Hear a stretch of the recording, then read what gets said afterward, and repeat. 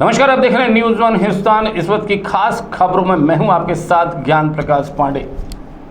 दोपहर भोग के बाद हनुमानगढ़ी का निकास द्वार 2 अक्टूबर तक के लिए पूरी तरीके से बंद कर दिया गया। हनुमानगढ़ी के महंतों ने यह निर्णय रास्ते के चौड़ीकरण और विकास कार्य के लिए किया है। संकट मोचन सेना के राष्ट्रीय अध्यक्ष महंत संजय दास और गद्दी नसीन महंत प्रेमदास के उत्तराधिकारी डॉक्टर महेश दास ने हनुमानगढ़ स्थित धर्म सम्राट महंत ज्ञानदास के आश्रम में इसकी घोषणा की। महंत संजय दास ने कहा कि निकास द्वार के विकास कार्य का एक चरण सावन में पूरा हो चुका है। दूसरा चरण आज से 2 अक्टूबर तक होगा। तीसरा चरण बाद में आरंभ होगा। हनुमान जयंती के पहले पूरा करने का लक्ष्य है। उन्होंने बताया कि लिफ्ट की सुविधा का आरंभ 2 माह में होगा। पूरी हनुमानगढ़ी का विकास कार्य पिंक सैंड स्टोन से कराया जा रहा है। इसके लिए राजस्थान की कारीगरों की टीम ने हनुमानगढ़ी का निरीक्षण किया है। गद्दी नसीन महंत प्रेम दास के उत्तराधिकारी डॉक्टर महेश दास ने कहा कि निकास द्वार बनने के बाद उसके ऊपर की सीढ़ी जहां वर्तमान में चैनल गेट है, वहां 2 गेट लगाया जाएगा। हनुमानगढ़ी का गर्भगृह अभी करीब 10 वर्ग फीट है, जो कि करीब 25 वर्ग फीट का बनेगा। हनुमान जी के चारों ओर बरामद और चौड़ा होगा। यह सब निर्णय अयोध्या के श्रद्धालुओं की बढ़ती भीड़ को देखते हुए है। उनकी सुविधा के लिए हनुमानगढ़ी के संत महंतों ने निर्णय किया है। पंच अखाड़े के जो हैं, जैसा कि आपको विदित है कि पूर्व विभाग जिस तरह से बंद किया गया था, ठीक उसी प्रकार से अभी आज ही के दिन से भोग आरती के बाद तत्काल प्रभाव से उसको बंद किया जाएगा निकासी द्वार, जिससे कि जो मंदिर का कार्य प्रारंभ है, काफ़ी समय से चल रहा है, इसमें तेज़ी लाया जा सके और श्रद्धालुओं की सहूलियत के लिए ही ये चीज़ें की जा रही हैं। जो 20 फुट की चौड़ाई दिया जा रहा है और शटरी का काम चालू हो गया है और पब्लिक के आने की वजह से व्यवधान पड़ रहा है, इसलिए 2 अक्टूबर तक के लिए यह बंद किया जाता है। पीछे निकासी द्वार जो वीआईपी मार्ग है और क्योंकि 3 अक्टूबर से जो है आपका नवरात्रा लग रहा है, तो नवरात्र शुरू है। ऐसी चीज़ों को देखते हुए यह पूरी तरह से बंद किया जाता है। जैसे मयंक श्रीवास्तव की रिपोर्ट। प्रधानमंत्री नरेंद्र मोदी बुधवार को ग्रीन हाइड्रोजन पर दूसरे अंतर्राष्ट्रीय सम्मेलन को वर्चुअली संबोधित किया। इस सम्मेलन का उद्देश्य ग्रीन हाइड्रोजन परिदृश्य के बारे में समझ को और विकसित करना है। केंद्रीय मंत्री हरदीप सिंह पुरी और प्रहलाद जोशी भी ग्रीन हाइड्रोजन पर अंतर्राष्ट्रीय सम्मेलन के उद्घाटन सत्र में शामिल हुए। ग्रीन हाइड्रोजन पर अंतर्राष्ट्रीय सम्मेलन को संबोधित करते हुए पीएम मोदी ने कहा, सितंबर 2023 में भारत में G20 शिखर सम्मेलन हुआ। इस शिखर सम्मेलन में ग्रीन हाइड्रोजन पर विशेष ध्यान दिया गया। नई दिल्ली G20 नेताओं की घोषणाओं में हाइड्रोजन पर 5 उच्च स्तरीय शैक्षिक सिद्धांतों को अपनाया गया। ये सिद्धांत हमें एक एकीकृत रोड मैप बनाने में मदद कर रहे हैं। हम जो निर्णय अभी लेंगे वे हमारी आने वाली पीढ़ियों के लिए जीवन तक तय करेंगे। मैं वैश्विक वैज्ञानिक समुदाय से विभिन्न पहलुओं का पता लगाने के लिए एक साथ आने का आग्रह करता हूं। वैज्ञानिक और नव प्रवर्तक ग्रीन हाइड्रोजन क्षेत्र की मदद के लिए सार्वजनिक नीति में बदलाव का सुझाव दे सकते हैं। ऐसे कई सवाल भी हैं जिन पर वैज्ञानिक समुदाय विचार कर सकता है। क्या हम ग्रीन हाइड्रोजन उत्पादन में इलेक्ट्रोलाइजर और अन्य घटकों की दक्षता में सुधार कर सकते हैं? क्या हम उत्पादन के लिए समुद्री जल और नगर पालिका अपशिष्ट जल के उपयोग का पता लगा सकते हैं? हम सार्वजनिक परिवहन, शिपिंग और अंतर्देशीय जल मार्गों में ग्रीन हाइड्रोजन के उपयोग को कैसे मानवता ने अतीत में कई चुनौतियों का सामना किया है। हर बार हमने सामूहिक और अभिनव समाधानों के माध्यम से प्रतिकूलताओं पर विजय। To jointly invest in research and innovation to push technology further. In September 2023, the G20 summit happened in India. In this summit, there was a special focus on green hydrogen. The New Delhi G20 Leaders Declaration adopted 5 high-level voluntary principles on hydrogen. These principles are helping us in the creation of unified roadmap. All of us must remember the decisions we make now will decide the life of our future generations. Friends, in such a crucial sector, it is important for domain experts to lead the way and work together. Particularly, I urge the global scientific community to come together to explore various aspects. Scientists and innovators can suggest changes in public policy to help the green hydrogen sector. There are also many questions that the scientific community can look into. Can we improve the efficiency of electrolyzers and other components in green hydrogen production? Can we explore the use of seawater and municipal wastewater for production? How can we enable the use of green hydrogen in public transport, shipping, and inland waterways? Exploring such topics together will greatly help green energy transition across the world. प्रधानमंत्री नरेंद्र मोदी ने कहा कार्रवाई का समय भी यही है और अभी है। ऊर्जा संक्रमण और स्थित वैश्विक नीतिगत चर्चा पर केंद्र बन गए। भारत एक स्वच्छ और हरित ग्रह बनाने के लिए प्रतिबद्ध है। हम हरित ऊर्जा पर अपनी पेरिस प्रतिबद्धताओं को पूरा करने वाले G20 देशों में सबसे पहले थे। ये प्रतिबद्धताएं 2030 के लक्ष्य से 9 साल पहले पूरी हो गई। भारत ने पिछले 10 वर्षों में गैर जीवाश्म ईंधन क्षमता में लगभग 300% की वृद्धि की है। इसी अवधि में हमारी सौर ऊर्जा क्षमता में 3000% से अधिक की वृद्धि हुई। यहीं पर ग्रीन हाइड्रोजन तस्वीर में आता है। ग्रीन हाइड्रोजन दुनिया के ऊर्जा प्रदेश में एक आशाजनक अतिरिक्त के रूप में उभर रहा है। यह उन उद्योगों को डीकार्बोनाइजन करने में मदद कर सकता है जिन्हें विद्युतीकृत करना मुश्किल है। रिफाइनरियां, उर्वरक, इस्पात, भारी शुल्क वाले परिवहन, ऐसे कई क्षेत्र लाभान्वित होंगे। ग्रीन हाइड्रोजन अधिशेष अक्षय ऊर्जा के भंडारण समाधान के रूप में भी काम कर सकता है।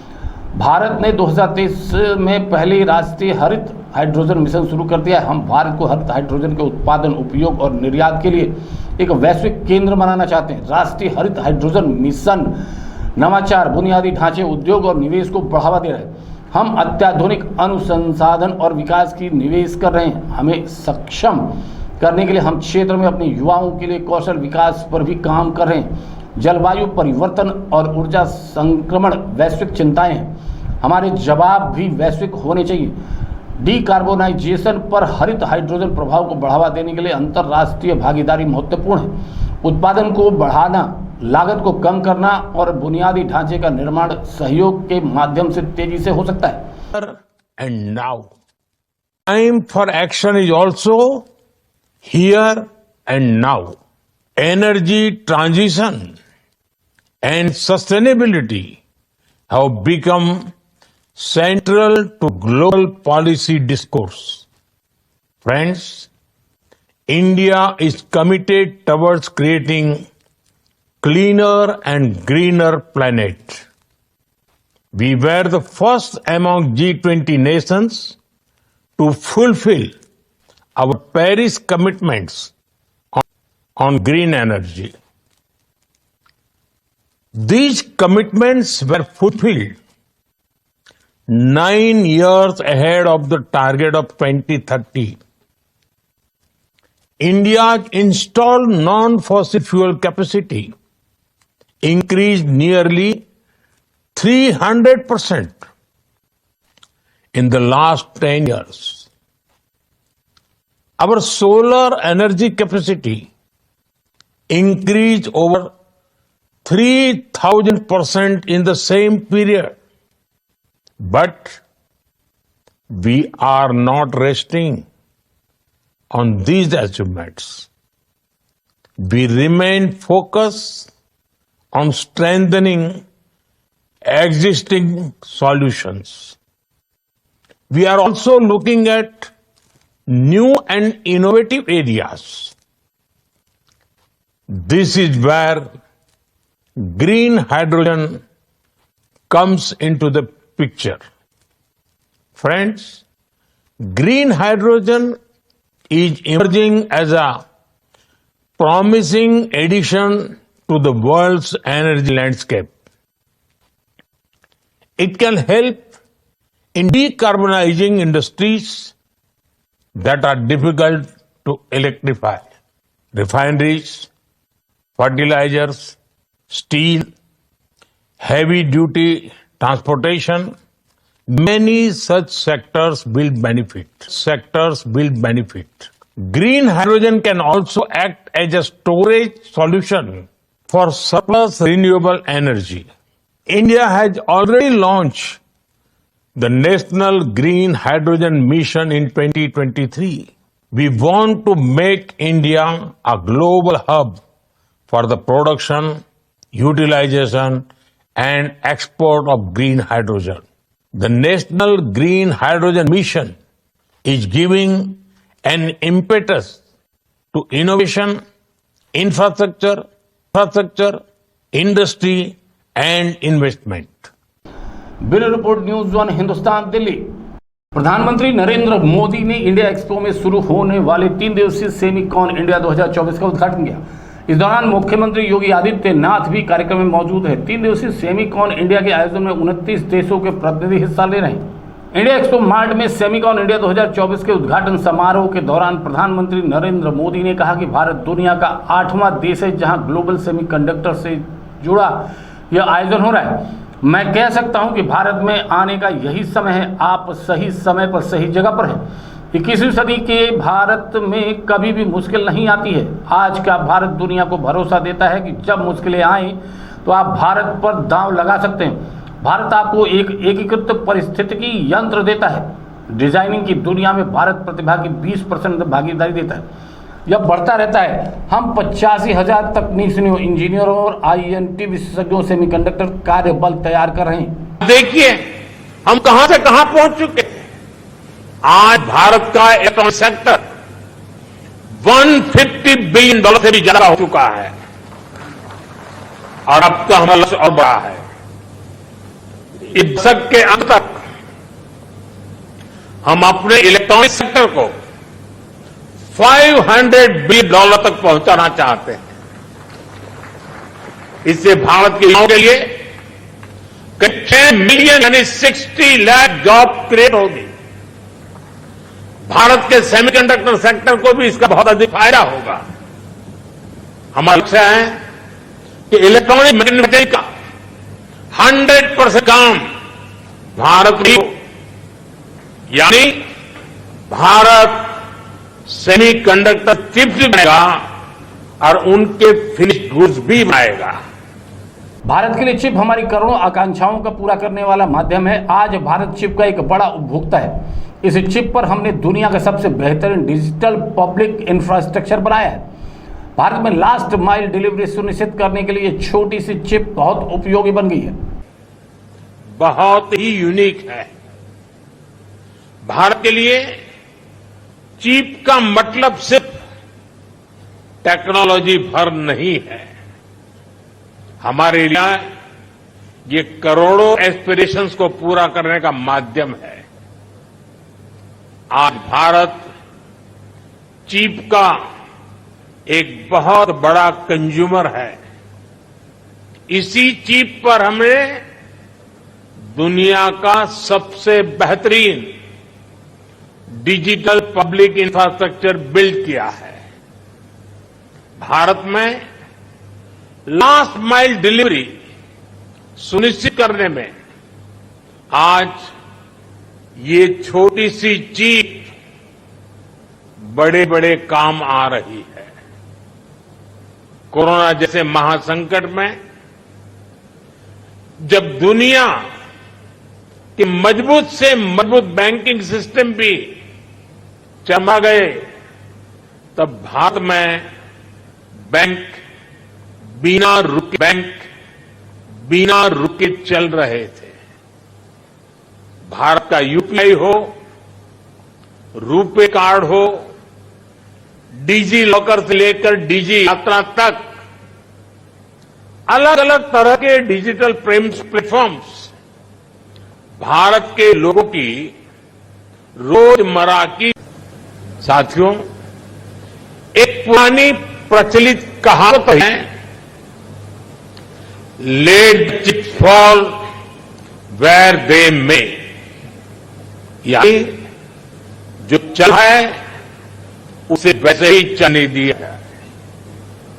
आज का यंग एस्पिरेशनल भारत इस भावना पर नहीं चलता।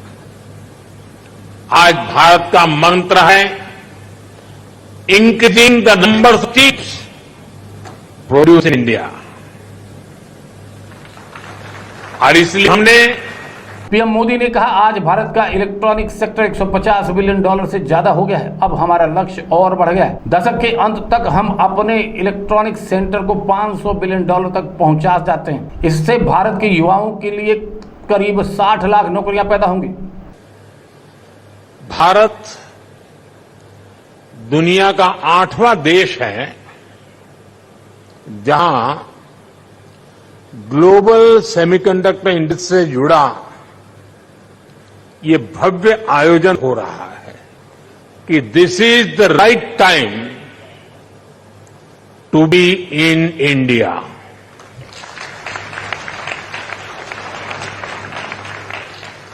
आप सही समय पर सही जगह पर है।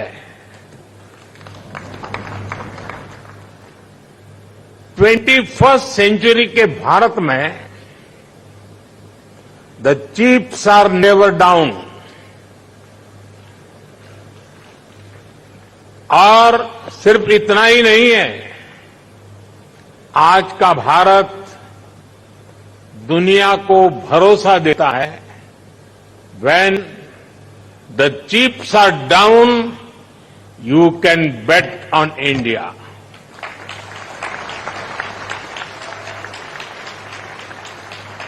भारत भी आपको एक इंटीग्रेटेड इकोसिस्टम देता है। भारत के डिजाइनर्स, उनके जबरदस्त टैलेंट को तो आप भली भांति जानते हैं। डिजाइनिंग की दुनिया में 20% टैलेंट का योगदान भारत करता है। इंडिया एक्सपो मार्ट में सेमिकॉन इंडिया 2024 के उद्घाटन समारोह के दौरान यूपी के सीएम योगी आदित्यनाथ ने कहा, प्रधानमंत्री मोदी के दूरदर्शी नेतृत्व में यूपी ने IT sector, semiconductor, data centre और इलेक्ट्रॉनिक मैन्युफैक्चरिंग की दिशा में भी ध्यान देना शुरू कर दिया है। आईटी इलेक्ट्रॉनिक्स नीति के साथ साथ यूपी सरकार ने सेमीकंडक्टर नीति भी प्रदान की है। यूपी सरकार द्वारा भूमि और पूंजीगत सब्सिडी के साथ साथ कई और सुविधाएं प्रदान की जा रही है। फॉर्च्यून इंडिया 500 के तहत भी हम सब्सिडी प्रदान कर रहे हैं। भारत सरकार की 50% पूंजीगत सब्सिडी पर राज्य पूंजीगत सब्सिडी का समर्थन करता है, जो 25% तक जाता है। हमने इसके लिए विशेष रूप से यमुना प्राधिकरण में 1000 एकड़ जमीन भी आरक्षित की है। उस समय हमने देखा होगा हर एक फील्ड में, ऑटोमोबाइल का रहा हो, मेडिकल इक्विपमेंट का रहा हो या इलेक्ट्रॉनिक आइटम से जुड़े हुए हर एक क्षेत्र में हम लोगों को इससे प्रभावित होते हुए देखा गया। लेकिन ये हमारा सौभाग्य है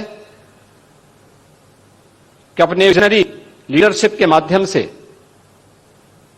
जब दुनिया कोविड-19 से अभी पछती थी, सफलतम कोविड-19 के प्रबंधन के साथ ही भारत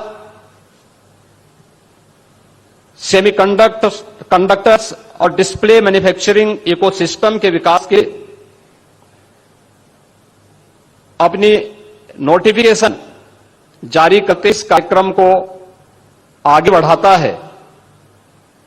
यह भारत की आत्मनिर्भर भारत बनाने की दिशा में एक महत्वपूर्ण क्रम है।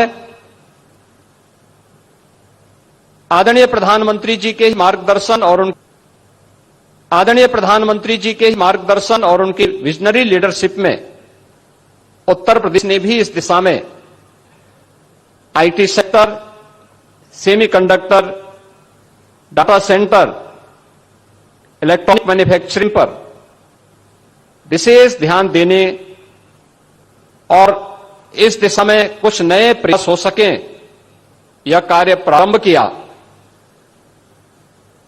पिछले कुछ वर्षों के दौरान जो प्रयास उत्तर प्रदेश में प्रारंभ हुआ, जिसका परिणाम है कि देश की मोबाइल मैन्युफैक्चरिंग के 55% का मोबाइल कंपोनेंट के 50% उत्पादन उत्तर प्रदेश में हो रहा है। उत्तर प्रदेश ने अपनी सेमिकॉन इंडिया 2024 के उद्घाटन समारोह के दौरान केंद्रीय इलेक्ट्रॉनिक्स और सूचना प्रौद्योगिकी मंत्री अश्विनी वैष्णव ने कहा, सेमीकंडक्टर इकोसिस्टम में सभी हितधारकों की उत्साही भागीदारी हमारे पीएम के विजन की सफलता, उनके क्रियान्वयन और क्षमता और जिस व्यवस्थित तरीके से उन्होंने इस नीति का संचालन किया उसका एक मजबूत संचेतक है।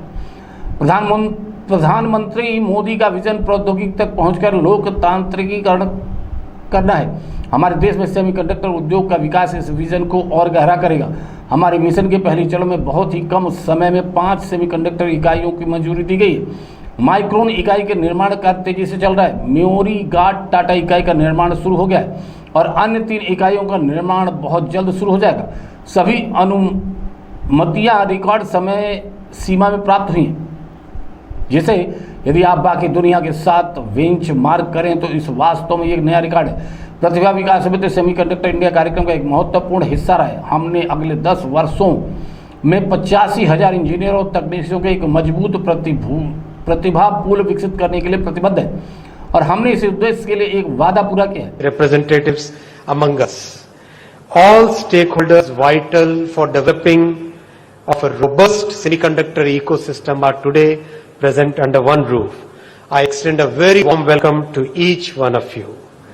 The enthusiastic participation of all the stakeholders across the semiconductor ecosystem is a strong indicator of the success of our Honorable Prime Minister's vision, his capability to execute, and the methodical way in which he has conducted this policy.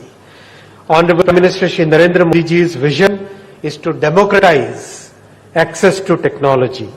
All the initiatives taken so far, whether it is Digital India Mission, the Telecom Mission, everything has brought technology in the hands of common citizens. The growth of semiconductor industry in our country will further deepen this vision. After many attempts, finally, it was under our Prime Minister's visionary leadership that we succeeded in getting the industry to our country. Within the first phase of our mission, in a very short time frame, Within the first phase of our mission, in a very short time frame, 5 semiconductor units have been approved. Construction is rapidly under progress in the Micron unit, the Moigaon Tata unit, construction has started, and the other 3 units construction will start very soon. Bureau report news 1 Hindustan Delhi. अभिनेत्री मलाइका अरोड़ा के पिता अनिल अरोड़ा ने मुंबई में अपने घर की छत से कूदकर आत्महत्या कर ली। पुलिस टीम मौके पर मौजूद और जांच कर विस्तृत जानकारी का इंतजार है।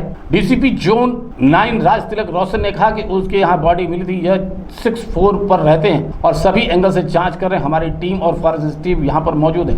100 को पोस्टमार्टम के लिए भेजा गया है। प्रारंभिक जाँच में ये खुदकुशी लग रही है। हम जाँच कर रहे हैं। बॉडी मिली थी और वो 6 फ्लोर पर रहते थे। हम उसके आगे का इन्वेस्टिगेशन कर रहे हैं। हमारी टीम यहाँ कोई सुसाइड नोट मिला है, कोई कारण पता चला? जी फिलहाल हम डिटेल में इन्वेस्टिगेशन कर रहे हैं। जो एंगल से सबसे इन्वेस्टिगेट करेंगे। सर घर में कोई और भी था? बातचीत में कुछ निकल कर आया, मेडिकल इशू हो या कुछ ऐसा? जी अभी टीम्स हमारी पहुंची है, फॉरेंसिक टीम्स भी आई है। जो फॉरेंसिक इन्वेस्टिगेशन है वो भी चल रहा है। बॉडी अभी आगे जो है इनक्वेस्ट और पोस्टमार्टम के लिए जा रही है। We are investigating everything. Bureau report news 1 Hindustan Delhi. बने रहें खबरों में, देखते रहें न्यूज़ 1 हिंदुस्तान। नमस्कार। आप देख रहे हैं न्यूज़ 1 हिंदुस्तान।